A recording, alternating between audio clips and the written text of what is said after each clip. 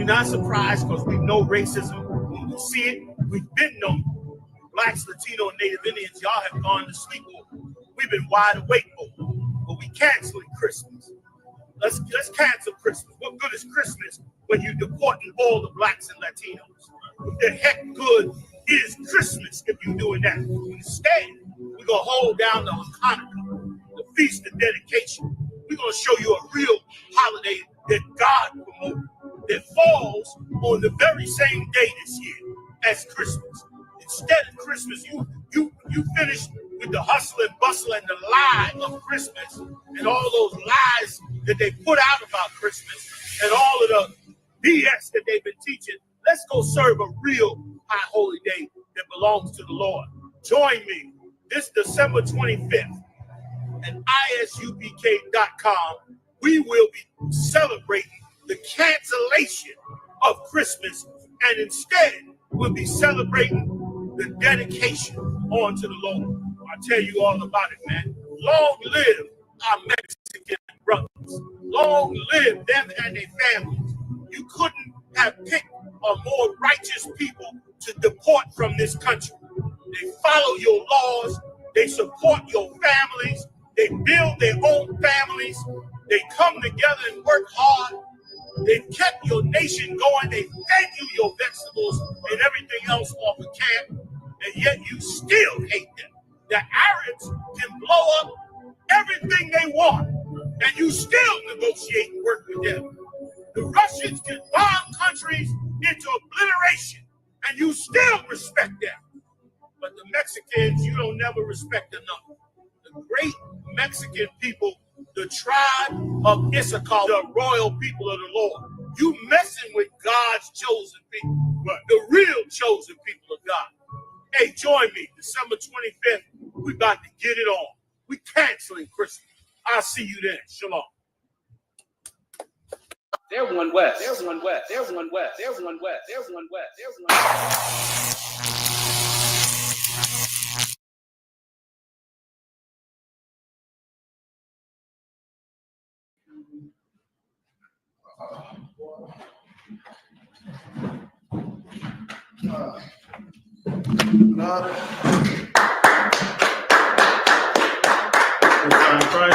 Christ. We the Israelite School of Universal Practical Knowledge started at 1 West 125th Street, Harlem, New York, under Commanding General Yohana. We teach that so-called Blacks, Hispanics, and Native men, women, and children are God's chosen people according to the Bible. This is the Monday night scripture breakdown class.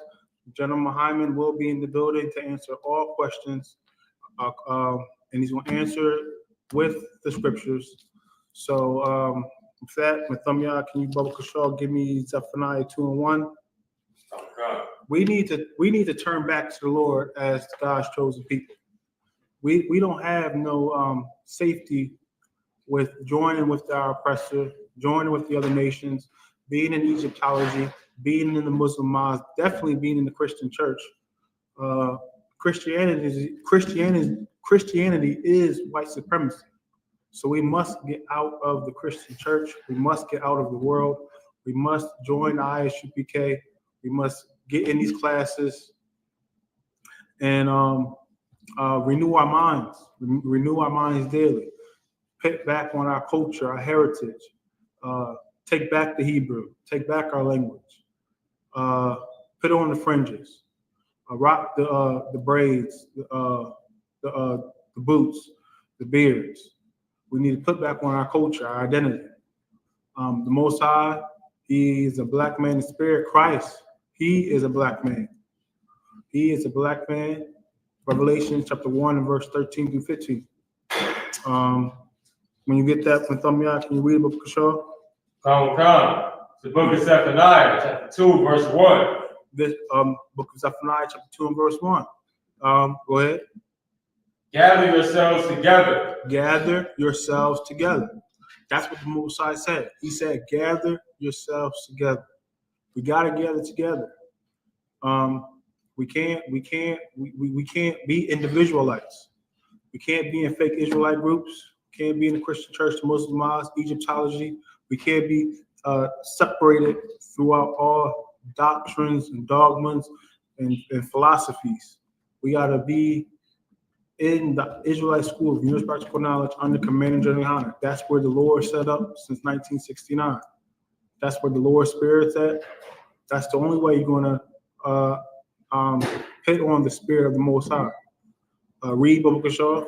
Come. Yea, gather together, O nation not desired. It's so important. Yeah, I say it twice. Yea, gather together, O nation not desired. We're not desired here in this land called America. Police brutality. We get our blood gets shed in the streets.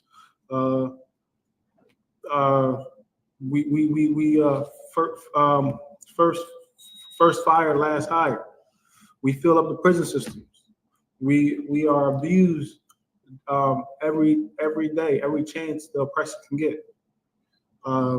Read on, Baba Kishore. Come. Verse 2. Before the decree bring forth. So this is the decree. Before the decree bring forth, decree from the Most High. Before the decree bring forth, read. Before the day pass as the shadow. Before the day pass as the shaft. So the day pass as the shaft. Before that's thermonuclear destruction, thermonuclear fire. Read. Come. Before the fierce anger of the Lord come upon you. Before the fierce anger of the Lord come upon you. Read. Come. Before the day of the Lord's anger will come upon you. Before that day happens, before Judgment Day, before Christ's return, before those bombs hit, read. Seek ye the Lord. We have to seek the Most High. Now is our time. Now we have grace period. Now is the grace period. Now is our time to get right. Now is our there's no priest coming to punish us for us eating pork right now. It's our job not to eat pork. That's what it is. We as priests, we tell our people not to eat pork, and we gotta make sure. And then, of course, we're not supposed to eat pork. Israel, we're not supposed to. We're supposed to follow all the commandments. The Feast of Dedication is coming up, Hanukkah. We definitely not supposed to celebrate any pagan holidays. That includes Christmas. Definitely includes Thanksgiving, New Year's Day. They all coming up. So we got to get out of the mindset of our oppressor and take back on our culture, our high holy days, our feast days. Read. Okay. All ye meek of the earth. All ye meek of the earth. That's talking about us, Israel. Read. Which have wrought his judgment. We have wrought his judgment. How have we wrought his judgment? We have sinned against our power. We have sinned against the Most High God. We got to stop doing that. Since the Garden of Eden, we've been transgressing against the Lord. But Christ, he got it right. He is the example. He is the example, and he's watching us to get it right. He wants us to succeed, but we have to put in our work now. Now we have to make sure that we follow the Lord's laws. Read. Come. Seek righteousness. Seek righteousness. We gotta seek righteousness. We are that vessel of honor. That vessel of honor. Esau, that vessel of dishonor, made for destruction. Go ahead, read. Seek meekness. Seek meekness. Go ahead. It may be ye shall be hid in the day of the Lord's anger. So that we may be hid in the day of the Lord's anger. Give me Zechariah chapter 1 and verse 2. See, we want to be hid in the day of the Lord's anger. When Christ come back, when the chariots come, we may get on. We don't get left, so we get taken. We don't want to burn with our. We don't want to burn with fire. Burn of our sockets, the tongue burn in our mouths, and we get burnt on our flesh, fall off our bones while we stand on our feet. We don't want that to happen. Read, Baba Kishore. Oh God. It's the book of Zechariah, chapter 1, verse 2. The Lord hath been sore displeased with your fathers. See, the Most High have been displeased with our fathers. Why? Because we sinned. We transgressed against the Most High's laws. We have. This book was our records. These records, the Bible was written for our learning. It's written for our learning. So we have to make sure that we seek the Lord and read this book. Go ahead. Oh, so can you pick it up from Yala? We had Zechariah chapter 1 and verse 2. Zechariah chapter 1, verse 2. Baba Kashaw, since you're a little farther away, can you use the mic? Zechariah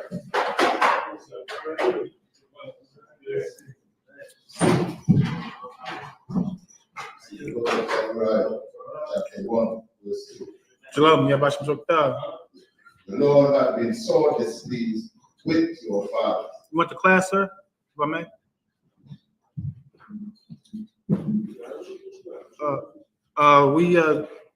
Turning back to the Lord. Turning back to the Lord. The Lord have been so displeased with our fathers. Read again, Baba Kushaw. Zechariah chapter 1, verse 2.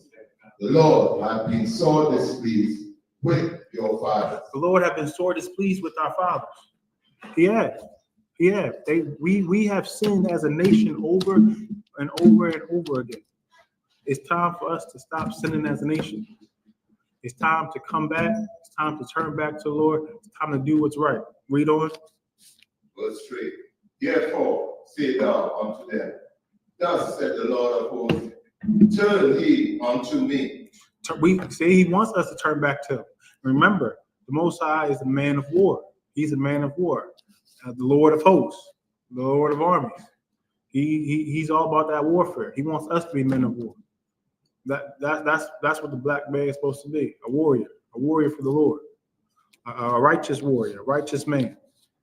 We got to turn back to the Lord. He wants us to turn back. The reason why he punishes us over and over again so we can get it right. The Lord is a righteous Father. He's not going to stand by and let his children just be wicked and not do nothing about it. He's going to punish us. That's why he took us out of our land. He plagued us. He's still plaguing us until we get it right. Read. Said the Lord of hosts, and I will turn unto you. And he will turn unto us. He will change his face. He will change how he deal with us. He'll put the blessings, the rewards. In Deuteronomy 28 verse 1 through 15, all the blessings. He will change the way he deals with us. So let's get Matam Yad, Ezekiel 33 and 11, Baruch Hashem. The Lord wants us on top. We are that special nation. The Lord chose us to be a peculiar people, to be a separate people, to be a holy people, to be a special people. The Lord truly does love us, but it's us that always goes against him. We the ones that gotta stop being arrogant and stop being prideful and stiff-necked. Read Baba Kushaw. It's the book of Ezekiel, chapter 33, verse 11. Say unto them, as I live, saith the Lord God, I have no pleasure in the death of the wicked. See, the Most High have no pleasure in the death of the wicked. He doesn't take pleasure when we die. That's why he wants us to change our ways. He doesn't want us to die in our sin and our iniquity. He'd rather us live. Read. But that the wicked turn from his way and live. But the wicked turn from his way and live. That's why he give us even in our plagues. One of the plagues is long sickness. He give us chance after chance, even within our punishments. He give us chance after chance after chance before he unfortunately, we have to go because we just too wrong. We just too out of pocket. Read. Come. Turn ye from your evil ways. Turn ye from your evil ways. We gotta turn from our evil ways. It always goes back to that. It goes back to turning from our evil ways. You take it. With that, I'm gonna pass the class over to Priest and Officer Knott.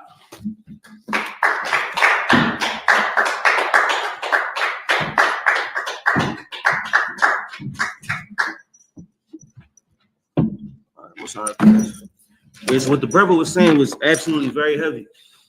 You know what I mean? Turning back to the Lord is also raising men. You know what I mean? Because first off, we got to follow Christ. And what Christ did was heavy. Christ raised up men to teach men how to teach the scriptures. That's what we all learned.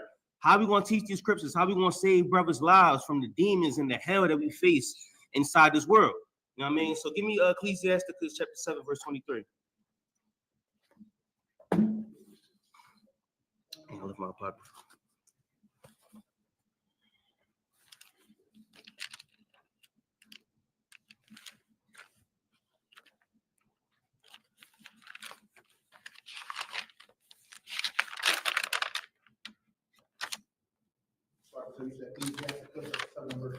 Yeah, no apocrypha. This is the book of Ecclesiasticus, chapter 7, and verse 23. Go ahead. Hast thou children? Instruct them. And we all see each other as children in the truth. When you come into the truth, we come into the trooper program, we all seen as young men. It don't matter how old you are, 10, 20, 30, 40, 50, 60, 70, 80, 100. It don't matter. When you come into the truth, we see the immaturity in you, and we teach you as young men. We all got to be taught as young men. I know when I came into the truth, I know I gave them a run for their money. I mean, shout out to the captains that was there for me. You know what I mean? I know that. Shout out to the generals that was there for me, because I'm sure I gave them a run for their money. Why? Read it from the top. Hast thou children? Go ahead. Instruct them. I was instructed. I was taught how to be a man in the UPK. I was taught how to be an officer in the UPK. I was taught how to be somebody that's going to lead my family, lead the men that come after we do. You know what I'm saying? Lead the men that's going to be strong and taking the reins of being the leading body or the government of the new world. Right? Keep going.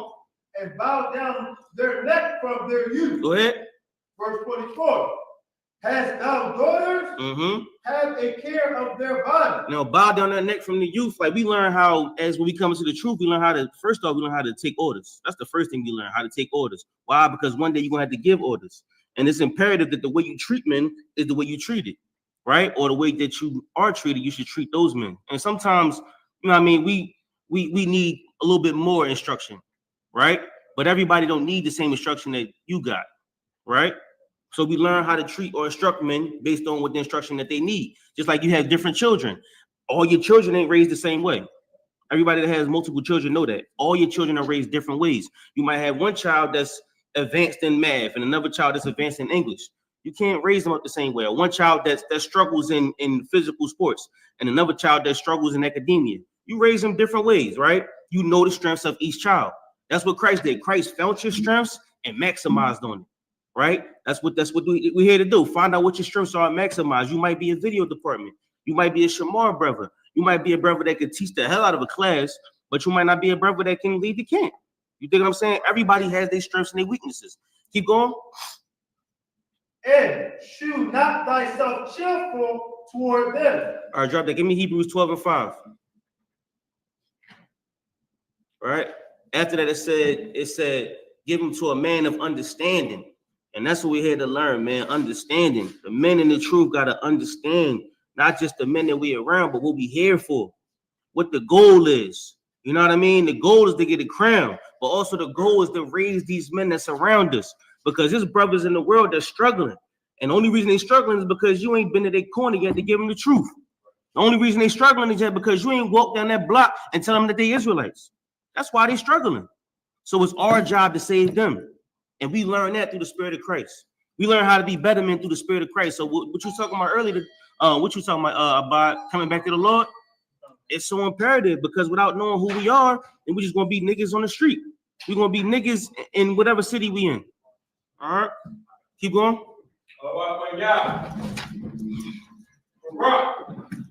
Yahweh Shem Yahshua. Have you heard? Sound good, son. How you?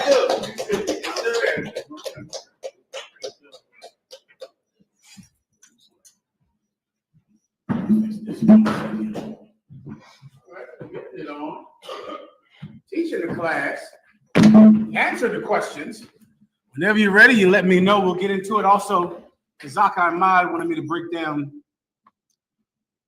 Jeremiah 16:16 about the time of hunters. That's the best I can recall, all right? And I think it was someone else.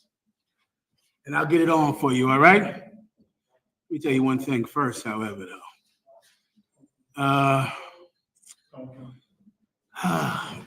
Nosotros somos la Escuela Israelita de Conocimiento Práctico Universal. Comenzamos en 1 Oeste Calle 125 Harlem, Nueva York, desde 1969, debajo del mando General Yahana. Carnales, esta es la verdad. Si tú eres hombre, hispano, negros o indio nativo, tú eres Israel, el pueblo elegido de Dios. Tu madre y tu padre dicen que somos un culto y mantienen su iglesia sin culpa, pero su iglesia es culpable de todo lo que nos están pasando. All right.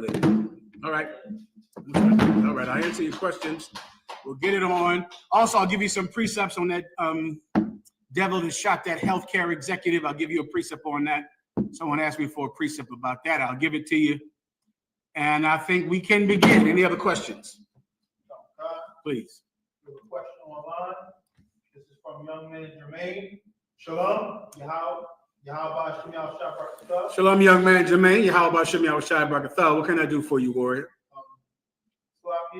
Can you break down Ezekiel chapter 24 and verse 27? Absolutely.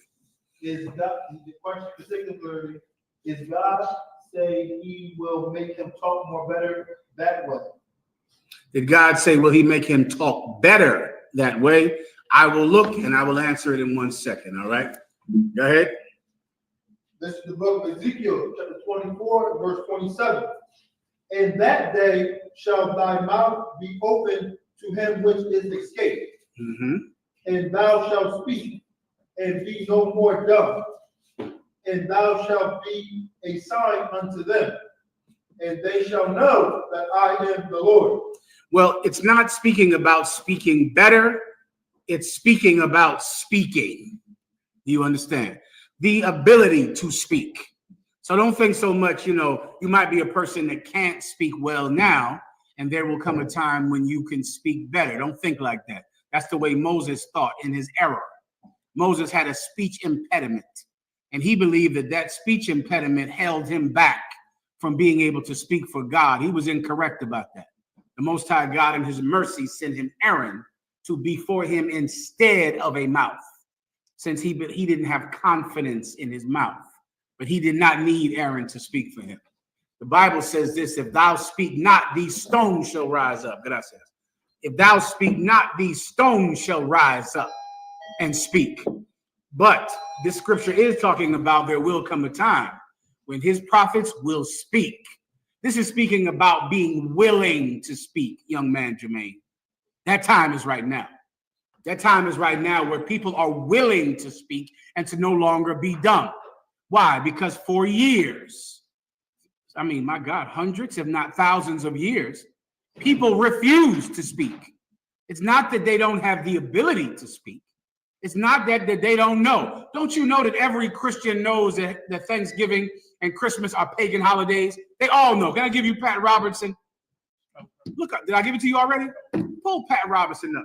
Every Christian has known, my God. How long? We might be going back to the 1700s.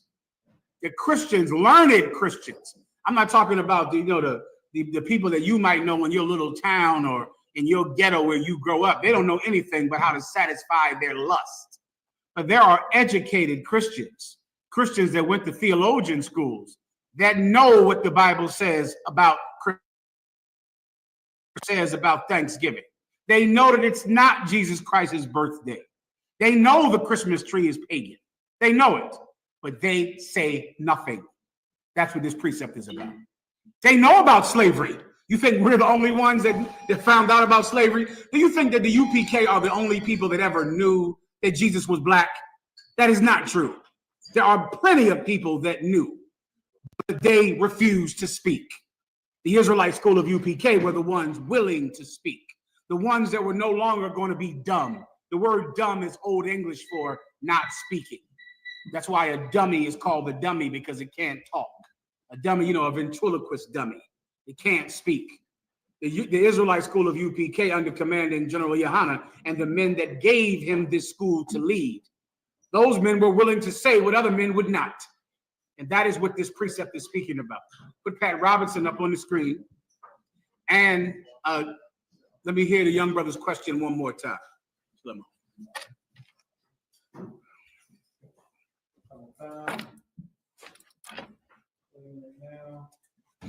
All right. Okay, this is David, who says, we have friends who do not celebrate Christmas because they say December 25th is really a pagan holiday. While I agree that Jesus may not have been born on December 25th, he certainly was born as described in the Bible. How do I respond to them? Well, in a sense, tell them they're right. You see, the winter solstice a couple of days later was the shortest day of the year, and the pagans had something called Saturnalia.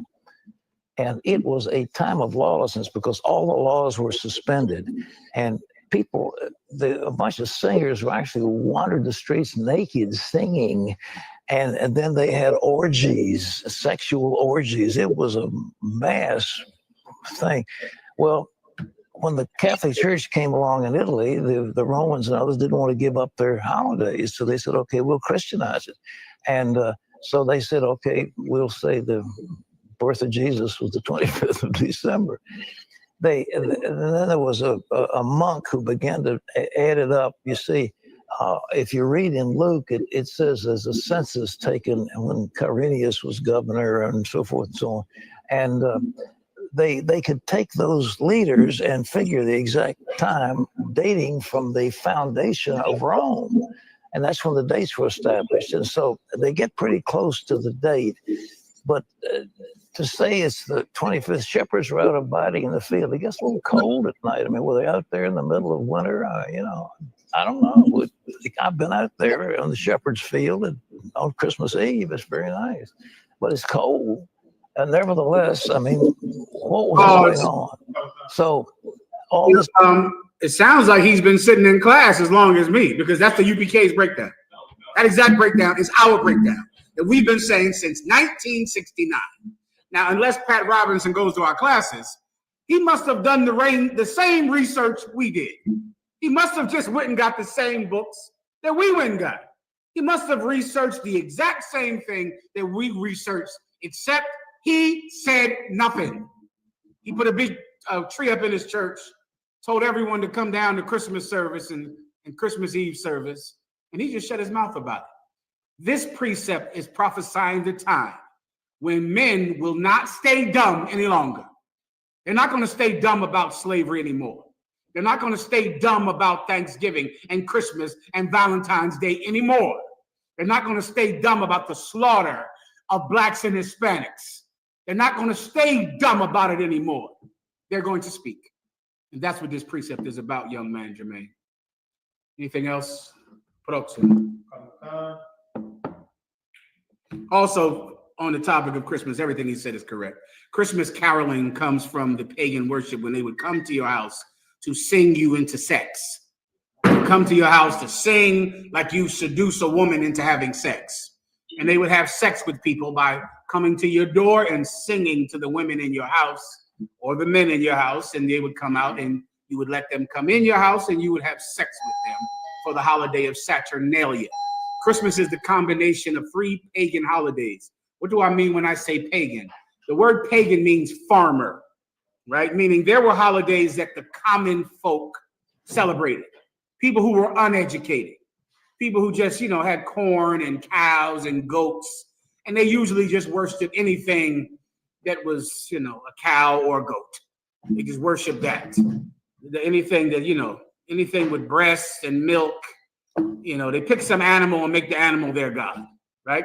Because they believe that that the worship of those animals was going to make their farm successful. They worship weather gods because their farm was the success of their farm was dependent upon the weather.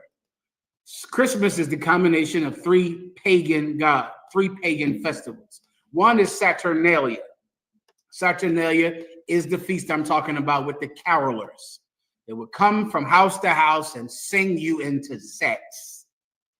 It was to the worship of the god Saturn. All right, the god Saturn is the Roman chief god, like Janus, or it's the Greek chief god.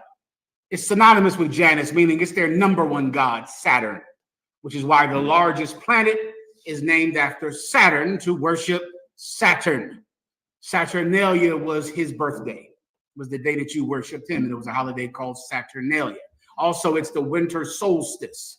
The winter solstice is a time in certain very cold places where you can see lights in the sky, or what they call the northern lights. And they begin to have sex and drink and drugs when they see those lights in the sky.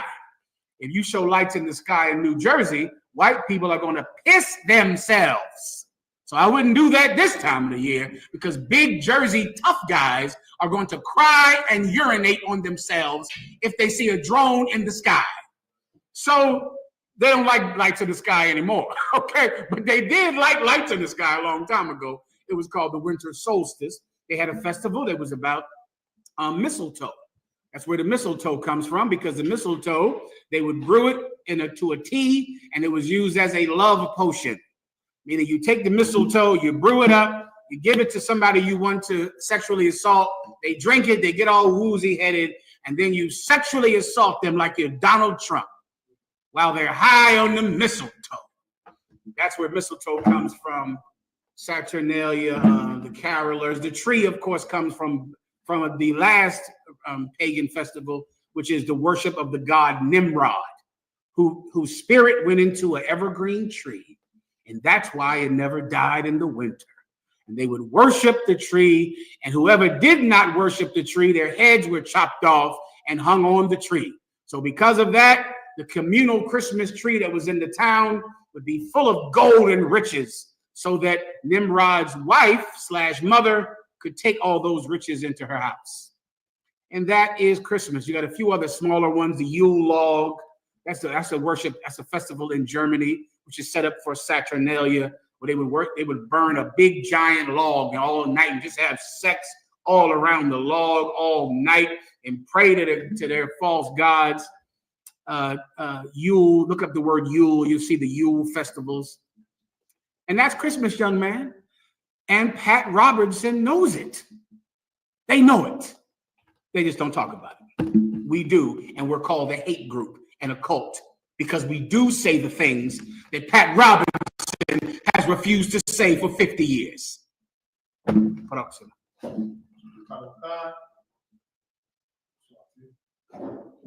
is from Officer Kazak Ibad. Shalom, Yahweh, Shalom, sir. If I could, I wanted to ask for a general breakdown on Jeremiah chapter 16, verse 16. Specifically, will the hunters be after the chariots come and after we train in the wilderness? The hunters will absolutely be after the return of Christ. I'll read the precept. I know you have the internet now, and I'm sure the internet is telling you to go out and kill and murder everybody right now. That is the doctrine of a psychopath who is learning from, guess who? White people. That is how white people think, because white people, their lust to kill is uncontainable. They have to do it. Every murder you see the cartels doing, every murder you see the Crips and the Bloods doing, and the vice lords and the gangster disciples and the black disciples, are all black and Hispanic men who are seduced into white culture. It is white culture to murder. That is their culture. It is not the culture of white people to wait for God to help them. That is not how they think. It is not their culture to do that. Furthermore, there's only one people that have a culture that is dependent upon God's timing and not their own. Otherwise, you would just go out and storm. If you lose an election, you storm right into the Capitol, piss on the desk, kill the cop that's standing at the front door, and demand that they stop the steal. You would do what white people did on January 6th. You think on January 6th, white people said, well, let's just wait for God to work this out. That's not what they do. They go in there, they have a rally, they go into the Capitol, they beat the cop up at the front door of the Capitol, beat him to death, go into the Capitol, break everything, piss on everything, because that is their culture. They don't wait for God to give them victory. That's our culture, but it's not white culture. That guy who killed that healthcare worker. You know why he killed that healthcare worker? Because that healthcare agency is evil and corrupt and rich at the expense of poor people who have nothing. His mother was directly affected by the incompetence and the greed of that healthcare company. Did he go to church and pray about it? Did he say, Lord, when are you going to change things? Did he say, my mother's dead and I pay for this health coverage every day and it still didn't help my mother? Did he say, I'm going to wait for God to give me justice? That is not white culture to do that. That's your culture. That's my culture. But it's not white culture. Come on. No. If I can add too, so they protested, they gave him a word. Listen, I tell you what, he just might become the next president of the United States. That's what might happen. I mean, because they get enough white broads on that jury, they're not convicting him. White women love him like they loved Charlie Manson before him. You want to see a direct parallel? If you can, show me the women who loved Charles Manson and came to his trial every day to have sex with him and be his groupies. Charles Manson killed a house full of white people who were rich actors and actresses. Him and two other broads went in his house and killed them. Charles Manson had women coming to that trial every day, wanting to be with him and be his wives. That's white culture, Rock. That's them. It is not us. That is not who we are. Before I break down Jeremiah 16:16, I want to give you the proof, and then I will break it down. Give me, this is the patience and the faith of the saints in the book of Revelations. Please, whenever you get a chance. If anyone has it, let me know. He that leadeth into captivity shall go into captivity. You know what I'm talking about.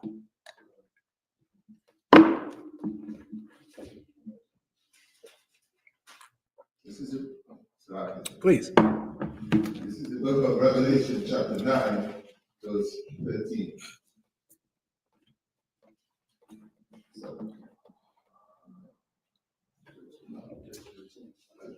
Yeah, that's good enough. You got a story about him. That's good. Please. Book of Revelation, chapter 13, verse 10. He that leadeth into captivity shall go into captivity. Everyone heard that. He that leadeth into captivity shall go into captivity. Meaning the people that enslave people are going to be enslaved. Continue. He that killeth with the sword. If you kill someone with the sword, go ahead. Must be killed with the sword. You have to be killed with the sword, right? That's justice, young man. That's how it works. But here's the part that matters when you're Black and Hispanic. Here's the part that matters when you claim to be the children of God and not of man. Read. Here is the patience. Here's the what? The patience. Here is the what? The patience. Here is the patience. Keep going. And the faith. And the faith. Keep going. Of the saints. Of white people. Of the saints. Of Chinese people. Of the saints. Of Africans. Of the saints. Because none of them believe in waiting until you kill someone for revenge. None of them. You think the Chinese wait before they take out their revenge? Go ahead. Go over there and see. You think the Africans say, well, let's wait for God to give us justice. No, the Africans is coming in there to eat your feet tonight because you ate your grandfather ate their grandfather's feet. There is one people on the planet that are forced to have patience and faith when it comes to justice. And that's you, Blacks and Hispanics. You're not allowed to go out and kill someone because they deserve it. You're not allowed to go out and kill someone because they put someone in slavery. You're not allowed to kill someone because they killed with the sword. They're going to be killed with the sword. They're going to go into slavery, but here is the patience and the faith of the saints. You have to believe that God is going to give you justice. That's part of being in this race, in this nation. Other races, they don't need that. They get angry. They feel they were wronged. They can just go storm the Capitol and kill everybody they want. They can do that. You, however, cannot. Everyone understands. Give me the last one. Give me the book of Luke 13. Bring hither and slay them before me. Give me about a verse before that. This is a perfect parallel. If you want to understand a parable to know what life is about, that's the best way I can describe this to you. If you're in the truth right now, right, and you want to understand what is life about, what do I do? I'm in the truth. I need to know what to do now. There is a perfect parable that Jesus Christ gave his men before he left to sit on the right hand of God. And I believe it's at Luke 13. Am I right about that? Luke 13, bring hither. Captain? Luke 19 and 27? Is that right? Read Luke 19 and 27. Skip one verse, skip two. I'll read for you. I'll give you the breakdown. Up above it, Jesus Christ gave a parable about a man who was going far away to go gain a treasure, to go gain a kingdom. He had to leave. Before he left his men in charge because he knew he would be gone for so long. So he said, listen, I'm leaving, but I want you to occupy this land until I get back. I don't know when I'm coming back. It might take a while. So the men began to do what he told them to do. Some of them fell off. Some of them began to abuse the people because their Lord was not around anymore. Other ones began to do just what he told them to do, to occupy the land until he returned. Before he left, he gave each one of them a penny. Each one, he handed them a penny in their hand. Finally, the day came and he was coming back. And now he had a kingdom to reward them with. So he brought them forward in front of him. He said, bring the people forward who I told to occupy. He told the first man, he said, what did you do with the penny I gave you? The first man said, I multiplied it 10 times. He said, then be thou over 10 cities. The next man said, I multiplied the penny you gave me 5 times. He said, all right, then be thou over 5 cities. The last man said, I did nothing with your penny. I wrapped it up in a napkin. I put it away to make sure it was safe because I didn't want to lose it. He said, then you don't know me, because if you knew who I was, you would have multiplied my penny. Now I'm going to take your penny and give it to the one who multiplied his tenfold. What does that mean life is about? Life, if you're in the truth, is about standing your ground until Jesus Christ returns. And you grow. You take the knowledge that you were given in class and you grow it. You grow. You were given the same thing I was given. You were given the same thing Commanding General Yohana was given. Now you go and you grow it. You grow. You're on the internet. You're on TikTok and Instagram and X, Twitter, and you're growing it. You're talking to people on your slavery. You're bringing in your high school friends, your cousins. You're doing everything you can do to multiply what you were given. Multiplying, it means you grow more people with the thing that one person was given, meaning you. Then he said this, and the people who didn't want me to rule over them, the people who refused for me to be their Lord. Now that's where Captain Ariel is going to start from. All right? Go ahead, please. Luke 19, verses 19 and 27. But those my enemies. Those my what? Enemies. You see, we're all here under Christ and we're serving him. Some of us are very zealous and some of us, will not stand by and not multiply our penny. Some of us are not as good as that person. Some of us are scared to multiply our penny. But we're all in here doing what we can do with what we were given. But then there's other people who don't want to serve Christ in any way. They want Christmas. They want sexual assault. They want to be child molesters. That's what they want. They want to go to church and sing so that they can behave righteous in front of people and then go home and molest their wife's children. That's what they want to do. They want to have some woman that they molest her children day and night. That's what they want. They don't want to be in the truth. They want pork and ham and Christmas gifts. Those are the enemies of Christ. Those people are the other nations. Those people are Israelites who refuse to stop following the other nations and to follow Christ. But those my enemies, keep going. Which would not that I should reign over them. Which would not that I should reign over them. They don't want Christ to rule. They want Joe Biden to rule, Kamala Harris, Donald Trump, Santa Claus. They want them to rule. Continue. Bring hither. Do what? Bring hither. Do what? Bring hither. The word bring hither, young brothers, is bring here. Bring hither. Bring them here. Come on. And slay them. And do what? And slay them. Talk to them. And slay them. Teach them. Slay them. Bring them hither and slay them. Where? Before me. Before who? Before me. Before Louis Farrakhan? Before me. Before the Hotep Dr. Sebi? Before me. Before the conscious community leader who tells you that now is the time for revolution? Before the Black Panthers, you mean? Before me. Before who? Before me. Who's speaking here? How do you know who's speaking? How do you know? That's how you know. It's written in red. Well, is Christ here? Then we're not killing anybody. Because when the killing starts, he'll be right there. He'll be standing there. He'll be the one saying, bring me him. Bring me them. Bring them over here.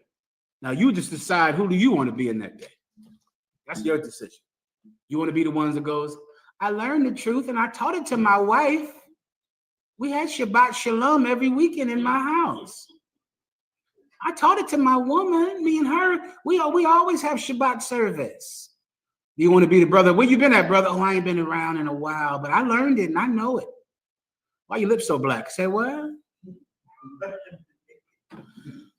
You can be him if you want. That's up to you. Who you don't want to be is them. Right? The one you don't want to be are the people who refuse to be ruled by Christ, because they're going to die in front of him. It's right here in the Bible. It's right here in the New Testament. Now I'm going to break down Jeremiah 16 and 16. All right. Oh God. This is the book of Jeremiah, 16, verse 16. Behold, I will send for many fishers. Behold, I will send for many what? One more precept the brother might need. Give me the administration of death in the New Testament. Behold, I will send for many fishers. This is the Old Testament prophecy, brother. I will send for many fishers. What is a fisher? A fisher is someone that throws bait out into the ocean or the sea and brings in fish. What did Jesus Christ say when he met Peter? He said, come with me and I will make you fishers of men. Because when he found Peter and his brother Andrew, they were working on a fishing vessel. He said, man, drop that net, come with me. I'll make you a fisher of men. Fishing is what we're doing right now. Right now, we're fishing.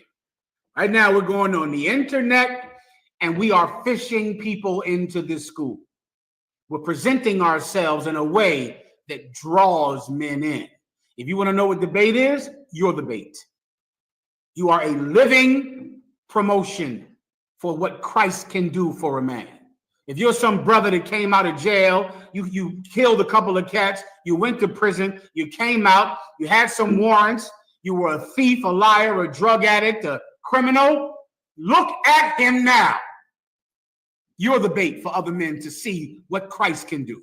They look at you and they go, damn, you're totally different. If you're some woman that was a whore on Instagram, you're some woman that thought that her best quality was her body, because that's what her father taught her, because that's what her uncle taught her, because that's what her mother's boyfriends taught her. Her value is in her sexual ability. She was on Instagram being a whore. Look at her now. Well, she's the bait. And you're supposed to go out in this evil world and show everyone what the power of Christ can do. The redemptive quality that Christ has on a person and that he can raise the dead. You're the bait. Everyone understands. And we're out here fishing. And we're putting you everywhere there's a camera. There's a camera. I want your face in it. Does everyone understand? I don't want to see a camera and you ain't on it. You be on every camera, every show. Do it. There's a camera somewhere. I heard in Philly there's some goddamn big old screen that you can go down there and look into. Why ain't your face in that thing? Why ain't you standing down there with a UPK shirt on looking into that camera with a flyer in your goddamn hand like this. Oh, if you were trying to multiply, you would. You should be on Instagram getting 25,000, 1 million followers. That's what you're supposed to be doing. Come with me, and I will make you fishers of men. Well, the Bible prophesied a time when the Lord would send for many fishers. We're in that time right now. Continue. Saith the Lord, and they shall fish them. And after will I send for many. And what? And after. At the same time? And after. While the fishing is happening. And after. You mean that we're going to teach on Tuesday and go shoot somebody on Wednesday? Is that what you're saying? And after the time of fishing, meaning these two times are not at the same time, everyone. Right? There's a time of fishing, and then there's a time of hunting. These two things don't happen at the same time. All right? Why? Because if they happened at the same time, you would not need to have, come on, knock. You would not need, if they happened at the same time, you would not need to have. If they happen at the same time, you would not need to have, Matamya, patience. Give him a hand. That's why you need the patience. Because if I could just say, man, I'm tired of these white people and go kill them, then there's no reason for patience. Right? You could just do it tonight. Right? What happened when Peter saw Christ? Christ rose from the dead. Peter saw Christ and he said, Lord, is now the time when thou will restore the kingdom to Israel. Peter didn't want to have patience. He said, is now the time? What was the answer of Jesus Christ? It is not in thy power to know the time that God has in his power. You're going to have patience if you want justice. It's one of the integral parts of justice. First, you have to be the children of God. You have to be worthy of justice by you living a more righteous life than the people who hurt you. You got to be better than them. If you're some woman that's been molested, your burden is to never become like the people that molested you. If you're some brother that was molested, your burden, if you want him to pay, if you want your child molester to pay, and you should want him to pay, you should want him hurt. If you really want the people that assaulted you to hurt, you have to tell yourself, I am going to be better than him. I'm going to be nothing like him. Now I'm the kind of person that deserves justice. Then there's just one more thing to do. Wait for it. Oh, sweet Lord, it's coming. It is coming in a way that will be so satisfying. It's going to be soul satisfying when we get justice. You understand me? It's going to satisfy your soul. But we have to wait. Now we are in the time of fishers. But after that, Ibad. And after will I send for many hunters. And after will I what? Send for many. Will I what? Send for. After will I send for. Bring them here. Bring them here. And slay them before me. That time is also coming, but you have to wait for it. Right now, we're in the time of fishers. You don't harm anybody unless you're given an order. You don't harm a soul. You defend yourself, defend your family, which is legal to God and man. But you never do what that white boy did because his mother is sick. So he gets to go out and kill someone and become a heartthrob. Akim, that's white privilege. To be able to murder someone in Manhattan and become a superstar. That's white privilege. Everyone gets it? To be a 34-count felon and a adjudicated sex assaulter and become president. There's this cat named Matt Gaetz. Who knows him? He's a congressman. And the Congress did a report on him. Took about a year. They found that he absolutely did pay countless teenage girls thousands of dollars for sex. One particular teenage girl was 14. He paid her $400 to have sex and bought more drugs than a damn put you in a coma to give to these kids. It was all consensual, but he did get them high. The Congress went and did an investigation, and they're the Congress. They have a lot of resources to investigate something. They said he did it. Matt Gaetz will more than likely be the next president of the United States. That's what's going to happen to him. He is going to rule the world because he is white. Everyone understands. But if you're black and Hispanic, you'll get justice, but you're going to have to wait for it. Anything else? That should break down Kazaka Amada, right? I got to go. Próximo preguntas. Preguntas. This is from Lakam Yahamada. Shalom, Lord in Christ, my Lord. If I may ask sincerely. Then otra vez. Look, that means more drink, please. More wine. I appreciate it. Whoever can give it. I'm not sure if you want to go or not. So I appreciate it. Go ahead. Can I have a general standpoint on the drones and active UFOs that are around the world, my Lord, and my Lord? No problem. No problem, Mark. Well, let me, just so you could understand, Warren, I would absolutely love to answer your question for you. Actual real UFOs, and those UFO sightings have been around on record, I think, since the 1700s, when Leonardo da Vinci put a UFO in his paintings. You can find that for the brothers and put it up on the screen. This is in the 1700s when they would draw pictures of UFOs in the sky, right? UFOs have been around a long time. Some of them are legitimate. Some of them are real. There's a good one by Betty, I forget, this was an interracial couple in the 40s. And they said that these aliens came into their house, whooped their ass, and then left. Throw out a word. Oh, so I give you my, just get rid of the ice if you don't mind, bro. I appreciate it. And then they asked Betty White, I forget her name. Anyway, they said, what did they look like? The woman said they were tall, dark-skinned men wearing Western apparel. Western apparel, young brothers, is fringes. That's a very accurate account to the Bible. You can find them. They're easy to Google by now.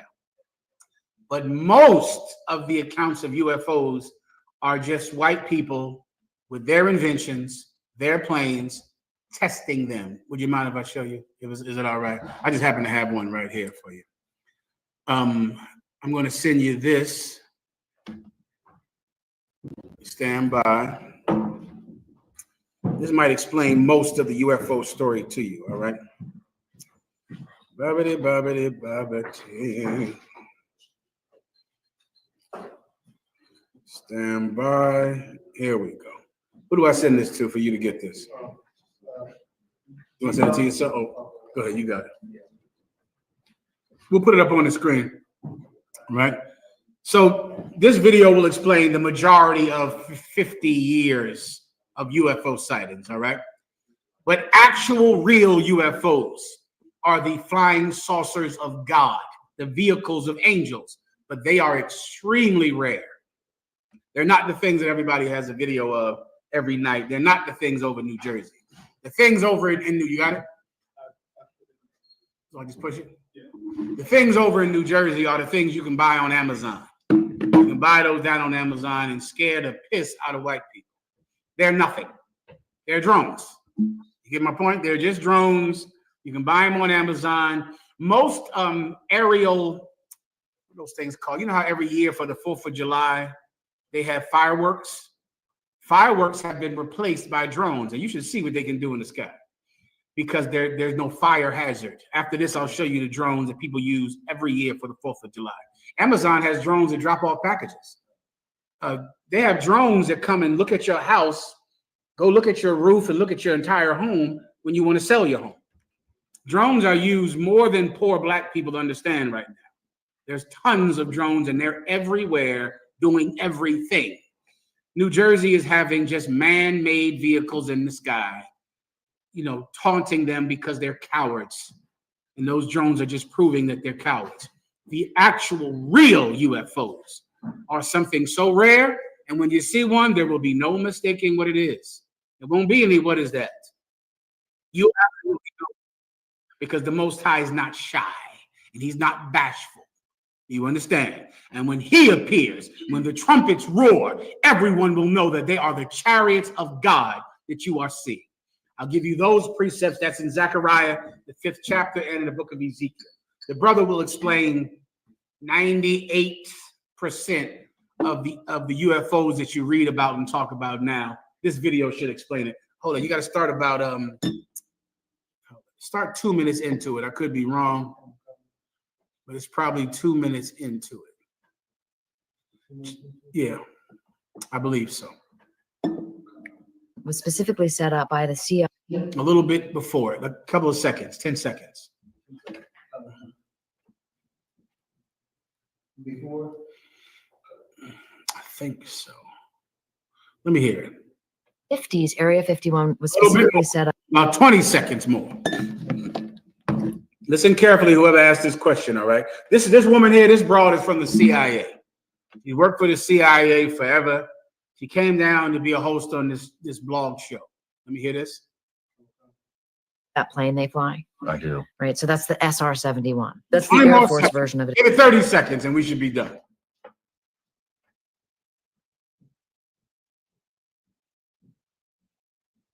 years ago, 20 years ago. It was a one-seater. It had a CIA pilot in it. They flew it out at Area 51. Give it 1 minute, all right? Let me tell you what this is again. This is a white woman who works for the CIA. She has intimate knowledge about the story you're about to learn about right now, all right? 1 more minute ahead. Go ahead. In 1960, think of what a refrigerator looked like in 1960. In the 50s, Area 51 was specifically set up by the CIA to develop the U-2 spy plane. You want to start from the beginning then? Is that what you're saying? Go ahead. All right. Play the whole thing.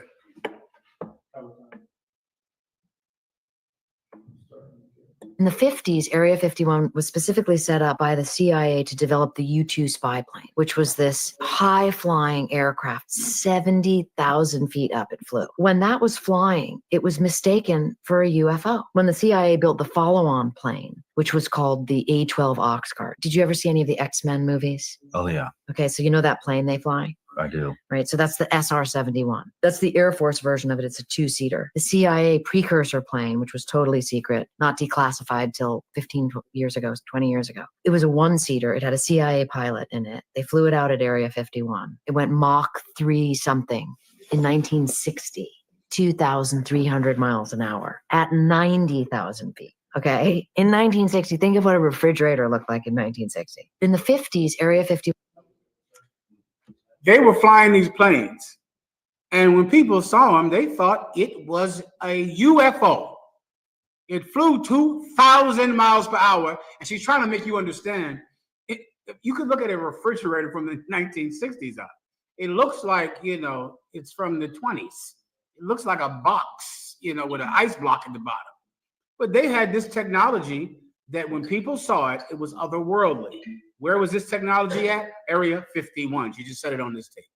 Area 51 is that place that everyone knows about, which is where they have the Roswell landed, the spaceships that crashed at Roswell, and they're being held at Area 51. That's a lie from white people. That's like Santa Claus. It's a lie. And many of you don't understand that white people lie. It's really their greatest gift, besides the gift to kill people.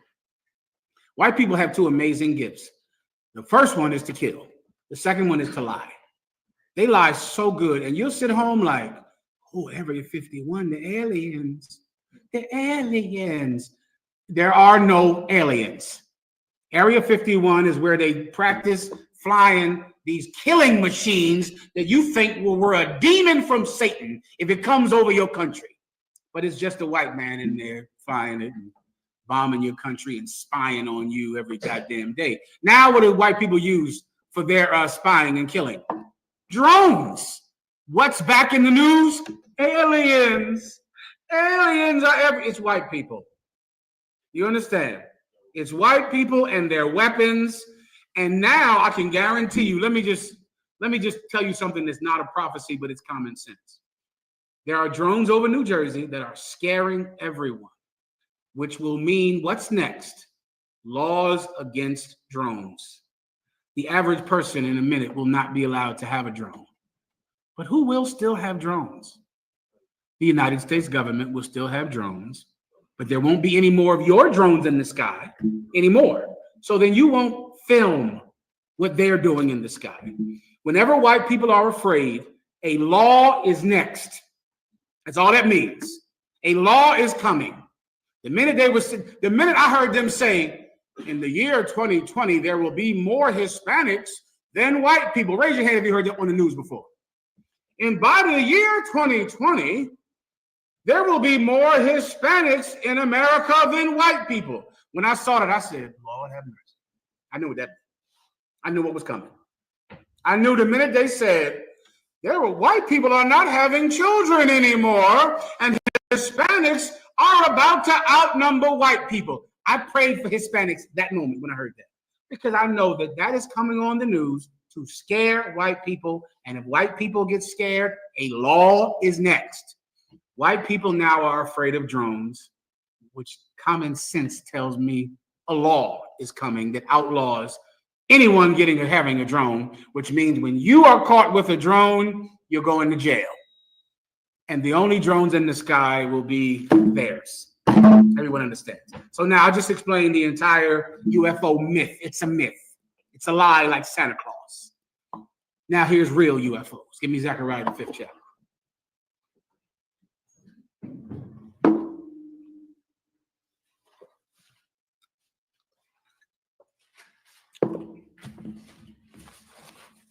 Zechariah, the 5th chapter, is speaking about the Most High's chariots, the chariots of God.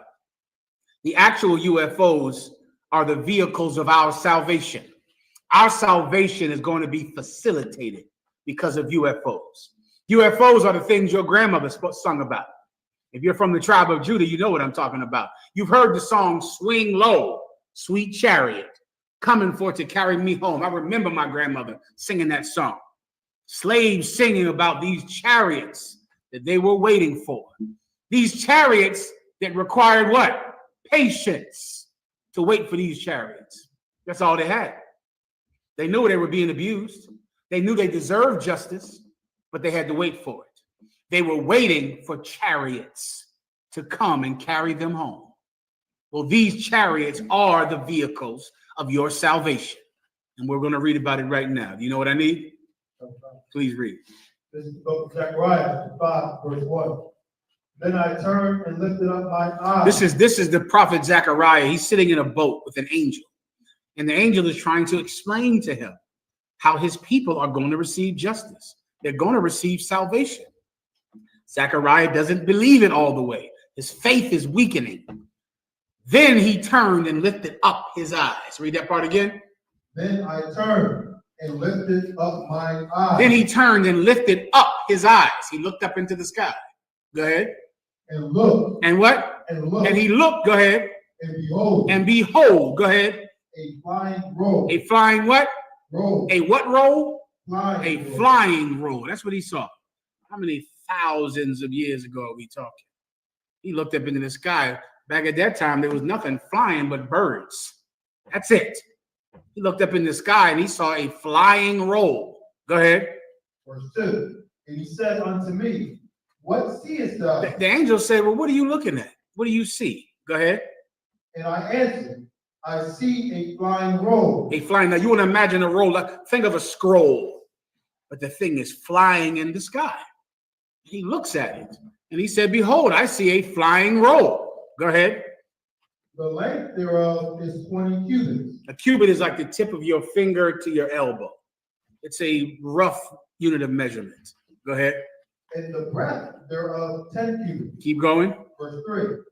Then said he unto me, this is the curse that goeth forth over the face of the whole earth. Then the angel said, this is the curse that goeth forth over the face of the whole earth. This is our salvation. The same way there was people in Iraq being tortured by Saddam Hussein until one day bombers in the sky freed Iraq from Saddam Hussein. Now Iraq is under America's control. They were bombed. One day they were suffering in Tokyo. Then one day bombers in the sky now freed Tokyo, and now Tokyo is ruled by America. There was a time when Germany was in control of Europe. One day, then bombers were in the sky over Berlin. Now America controls Germany. Well, The end of America will be the same way. America rules the planet Earth. One day, our military will be in the sky, and that will be the end of America, the end of Great Britain. America will end the way so many other countries have ended at its hand. America has SR-71 Blackbirds that come into your city and your country and destroy your country. Now America is in charge of your country. America is going to reap what it sowed. There's a supernatural force that's greater than the American military. It's just not of this world. And when it appears in the sky, it will mean freedom to the poor, freedom to the oppressed. Continue. For everyone that stealeth shall be cut off. Everyone that steals will be cut off. Keep going. As on this side according to it. As on this side according to it. Everyone that steals is going to be stopped from stealing. Everyone that steals is going to be stopped from stealing according to it. These chariots are going to stop thieves from stealing. Are going to stop thieves from stealing America, from stealing land, from stealing labor, from stealing God's love and keeping it for themselves. Every thief is going to be cut off because of these chariots in the sky. Continue. And everyone that swears shall be cut off. And everyone that does what? Swear. Everyone that swears. What does it mean to swear? I can give you where they swear. I saw it too much. I swear to tell the truth, the whole truth, and nothing but the truth. And without that, you can't even take the stand. Well, they do that with the Bible and disobey every word in the Bible, while they make you swear on the Bible to say that now you're telling the truth. You're going to be cut off because you swear. God said not to swear. God said you should never swear. Your swearing is going to stop because of those chariots in the sky. Continue. Shall be cut off as on that side according to it. Verse 4. I will break it forth. I will do what? I will break it forth. God is going to make it happen. The actual real UFOs are the chariots of God. God is going to bring it forth. God is going to make it happen. You just have to wait for it. You have to be worthy of it. Continue. Saith the Lord of hosts. I know you understand that. Was there more? That's enough for you for time's sake. You got that. You got Ezekiel 38. You got the one about the flying saucers. That's also in the Bible, but that's a good enough breakdown for you for tonight, all right? Próximo preguntas. This is from Jeremy Weaver. Are there any ISUPK members who are the descendants of the Jacobites who wanted Barabbas instead of Jesus? The Jacobites? I'm not sure what he's talking about. I think he said Jacobites. Are there any ISUPK members that are descendants of the people who love Barabbas? Everyone in the UPK is a descendant of the people that love Barabbas over Christ, including your mother, including your father, including my mother and my father, including, give me some more. Every black person loved Barabbas and did not love Jesus Christ. Every last one. We're all the descendants of sinners. Every last one of us. That's who we are. We are the descendants of the people that said, crucify him. We have no king but Caesar. Are UPK members the descendants of the ones that chose Barabbas? Yeah. And so is your mother and your father and every black and Hispanic's mother and father, because all of us betrayed Christ. How many people were there when Christ was taken to be killed? 11. You know who wasn't there? What's his brother's name again? Jeremy Weaver. Jeremy Weaver. Who was not there when they came to crucify Christ? Can I give you something to see if Jeremy, give me a couple of names, Jeremy Weaver. Can I give you one, Jeremy Weaver? Well, let's get his answer first, and then I'll give you a couple of names. Okay. Now remember, who was there? All the 12 disciples except for Judas. They were there. That's 11 people. Let me give Jeremy Weaver a chance, and then I'll answer the question for him, all right? But to the question, yes, every black person, especially the tribe of Judah, Benjamin, and Levi, all of our descendants betrayed Christ and betrayed our God. All of us. And look at us now. Do you understand, Jeremy Weaver? Look at us now, Jeremy Weaver. All of our, my father was a cocaine addict, my mother a whore, my grandmother a whore, my grandfather a murderer, my great-grandfather a murderer. And look at me now. Look at all of us now. We don't come from some righteous bloodline. Who in the hell do you think we are? We're the sons of criminals. What did David say? David agreed with my saying. David said, behold, in sin did my mother conceive me. In sin was I brought up. David was just like me, Jeremy Weaver. He was just like me. Everything all right, warrior?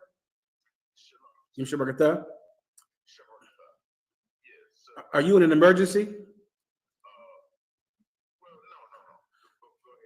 Let me talk.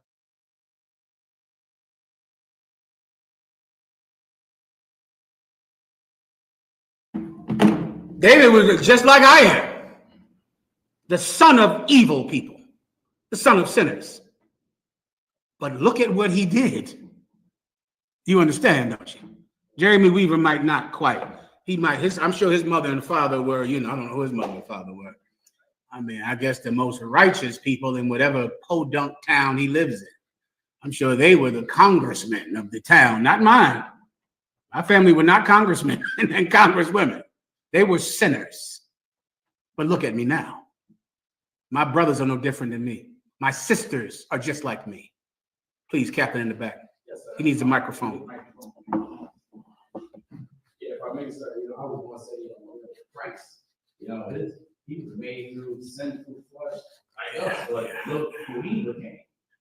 Well, Jesus, the Bible says this, behold, there comes the flower out of dry ground. Out of dry ground. Jesus Christ came from the seed of sinners. He came from a house bereaved of lordship, a house who had lost its prestige. His father was a carpenter in a ghetto. But look at what he did. So to your question, yeah, everyone in my family before me was evil and definitely would have chose Barabbas and not Jesus Christ. I can guarantee that. However, I've decided to do something better. My brothers also have decided the same thing. I pray you understand. Officer Knock. Did the brother answer the question? No answer? What's his name? Jeremy Weaver. Jeremy Weaver, you got nothing to say. I'll give you the answer in a second then. The answer I want, let the chat room ask them. Who was not there when Jesus Christ was killed? We know 11 people were there.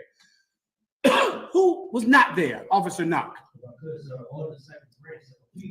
Oh, here we go. Here, give Knock a hand. How did I forget that, Knock? Here, Peter also wasn't there. Peter ran and denied Christ 3 times and ran. That's what Peter did. He did that. That's Peter. But look at what he did after that. Look at what he did on the day of Pentecost. Historians say Peter was crucified upside down. Historians say they offered him to crucify him the way Christ was crucified. And he said, I'm not worthy to be crucified like my king. Crucify me upside down. Look at him now. Who else was not there? I'm going to give you the question. There was a day when Jesus Christ fed 5,000 men with 7 fish and 5 loaves of bread. Where the hell were they when the Romans came? Who did they choose? I don't remember the story saying 5,000 men said, we want Jesus Christ. He fed 5,000 of us with 7 fish. I don't recall that in the Bible. 5,000 men chose Barabbas over Christ when they were there and got fed with fish that was a miracle. They all left the truth and all left it. Knock. Knock, I'm waiting for that. Give Knock a hand, because I'm waiting for Jeremy to answer. I thought Jeremy was going to say that. I thought Jeremy was going to say, Lazarus said, we want Barabbas. Lazarus was dead for 3 days and stinking, like Knock just said. Lazarus said, we want Barabbas. That's what Lazarus said. Yeah, that's where I come from. That's me. That's my brothers. That's your mother too, Jeremy, and your father. You ask your mother about her history, you'd be stunned. Jeremy, talk to your mom about what she's done. You're going to be shocked. Ask her if she's sure who your father really is. You'll be stunned, Jeremy, about the kind of wickedness that has happened to our families and that our families have done in the past. However, in the Israelite School of UPK under commanding General Yohana, we will not allow our past to determine our future. Just look at us now. Just look at us now. All right, próximo pregunta.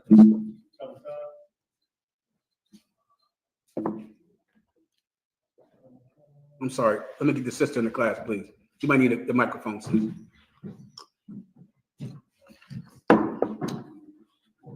Oh, shit. I forgot.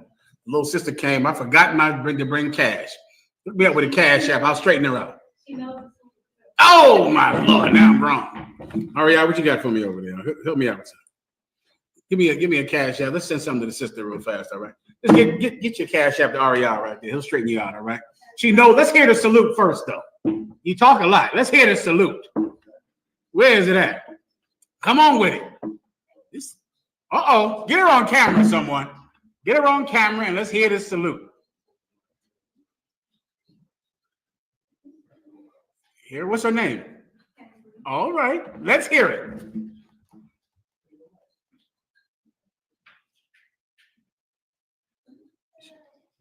Shalom. Yeah, Yahweh.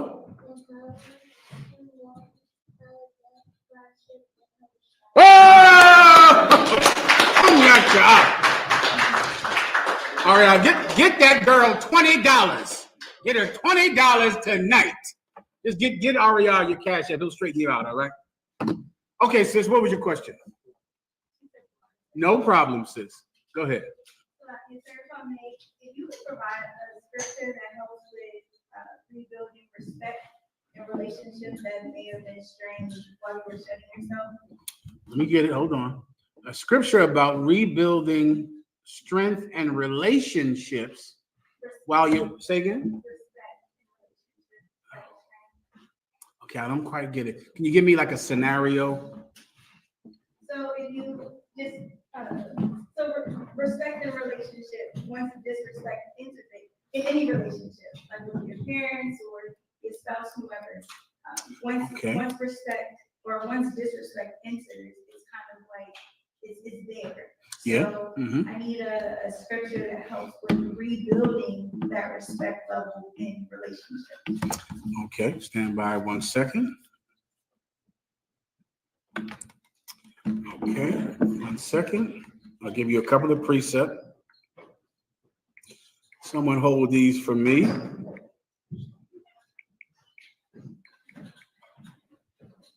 Someone hold Matthew 7:3-5. Okay, you just hold that for me.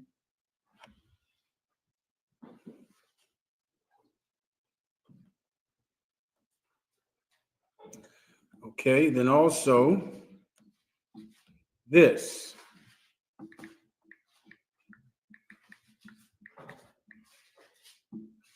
You're going to give me Matthew 22:38.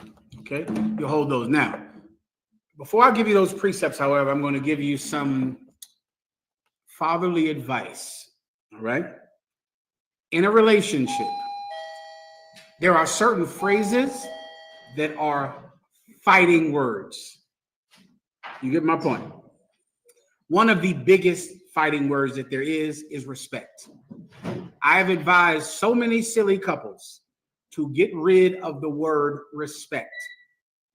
They don't listen to me and they fight. Respect is a word that is contentious. You should remove it from your vocabulary. Brothers should not use the word respect.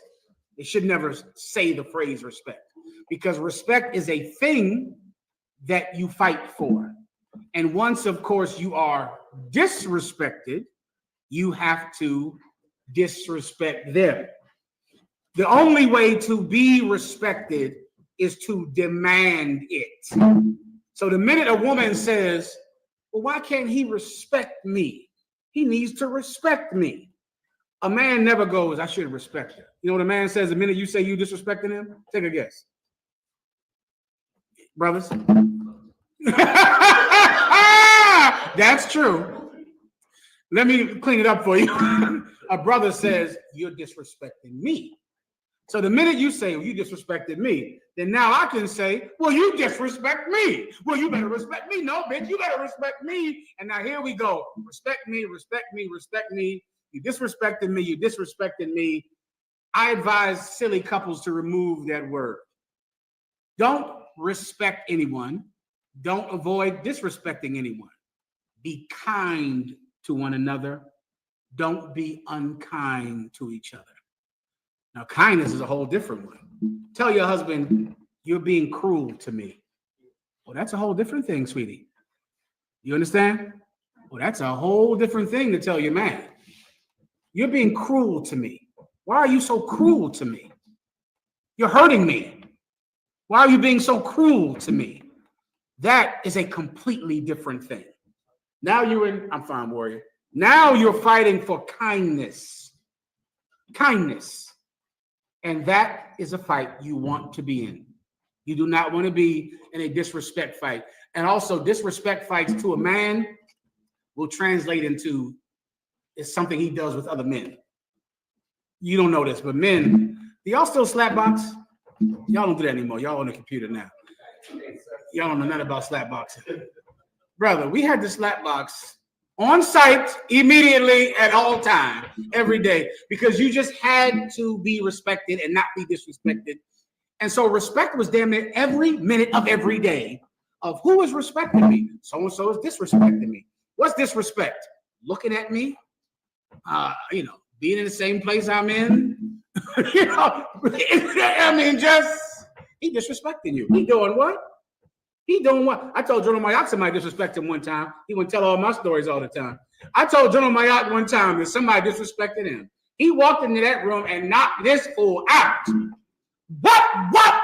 And because I said, man, this nigga is disrespecting you. You gonna let that shit go down like that? He said, come on.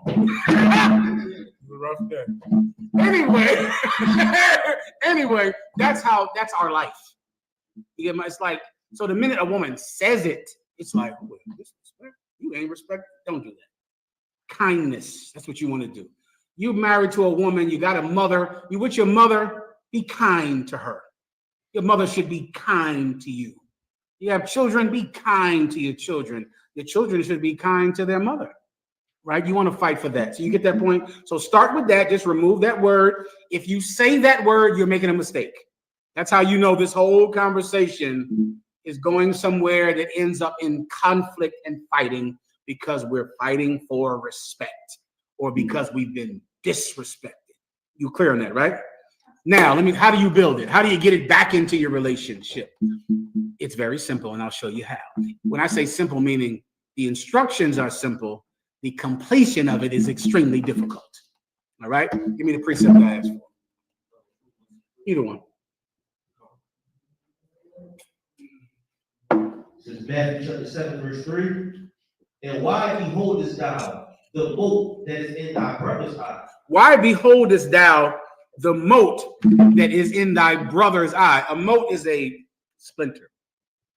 So the scenario is me finding flaws in you. So I'm looking at you and I go, you got a splinter in your eye. So of course, because you have a splinter in your eye, what do I want to do? I want to go get that splinter out of your eye. You got a blemish. There's something wrong with you. Something is wrong with you. Let me get that splinter out of your eye. That's the metaphor, right? You see a little small thing as you're talking to someone in their eye, you of course want to go over to them and get that splinter out your eye. You got something on your eyelid. Get it out. Read it again. Why beholdest thou the mote that is in thy brother's eye? Why are you looking at the splinter in your brother's eye? Keep going. But considereth not the beam that is in thine own. You know what a beam is? It's that thing that holds up a house. A wooden beam. Why are you looking at the flaw in your mother, your brother, your husband, your wife, and you don't even consider the giant log in your eye? Do you understand? You can see the small flaws in other people. You don't even think about the giant flaws that you have. If you want to build a relationship of kindness, focus on your flaws, not theirs. That's the key. So I'm not looking at how he disrespects me. I'm focusing on, am I being kind to them? I have to have my mind on me, on what I'm doing, not what's wrong with him, not the thing that's wrong with her, but focus on the gigantic thing wrong with you. And if you give me someone that is super critical of other people's flaws, oh, I'm going to find some giant flaws in them. Gigantic. You can't notice it. You can't notice it because you focus on other people and what they're doing. You understand? Keep going. Or how wilt thou say to thy brother, let me pull out the poke in thine eye? How do you go to your brother and go, hey, come here, man, you got a splinter in your eye. Come over here, let me get it out, man. What you doing with that thing? You got something wrong with you. I want to fix it. I'm perfect. There's nothing in my eye, so let me fix you. You have a splinter about this big in your eye. Come over here, let me get it. Come on, let me get it. How will you say that to him? Go ahead. Behold, a beam is in thy own eye. You don't see you got a giant tree trunk in your goddamn face? You don't notice that? Well, if you want to have a relationship of kindness, you'll focus on being kind, not is he kind or is she kind? You're focused on being kind. You understand? That's step one. Give me the other precept. This is the book of Matthew, chapter 22, verse 38. This is the first and great commandment. This is the what? This is the first and great commandment. Where's Jeremy at? I asked for Jeremy about a half an hour ago. Jeremy? Where's Jeremy? Anyway, this is the first and great commandment. This is the big boy here, sister. This is the big one. This is the first and great commandment. Go ahead. Verse 39. And the second is like unto it. And the second commandment is just like the first one. Keep going. Thou shalt love thy neighbor as thyself. That word neighbor is brother in the scriptures. Your family. That's what we're discussing, right? Your family. Love your family like you love yourself. That's the big boy. That is so simple in its direction, difficult in its completion. Very difficult. Love thy brother as thyself. Keep going. Verse 40. On these two commandments hang all the law and the prophets. And love thy God with all thy heart and all thy soul, and love thy brother as thyself. So the first thing I'm going to do is I'm going to be keeping all the commandments. I'm going to be being the most perfect person of God I can be, which means keeping the laws, statutes, and commandments. And the second one is just like the first. When it comes to my brother, I'm going to do what to him what I want done to me. And I will not do something to them that I do not want done to myself. Before you know it, you have a mother and a daughter relationship of great kindness. You have a marriage with two people who are kind to one another, who can suffer each other, who can have patience with each other. Many of you think a marriage is winning every argument. A good marriage loses arguments on purpose. You lose them on purpose. You lose them. You make sure you lose them. You make sure that you always lose it all the time. You got a practice of losing it. What if two people are on purpose losing arguments every day with each other? You know what you have? Two people that don't argue. I pray you understand. Was that the answer to your question? Próximo preguntas, right here. I'll get you now. Go ahead.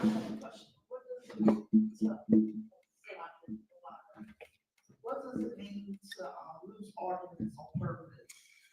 I'll give you some examples, right? You know how in an argument, you know you're right.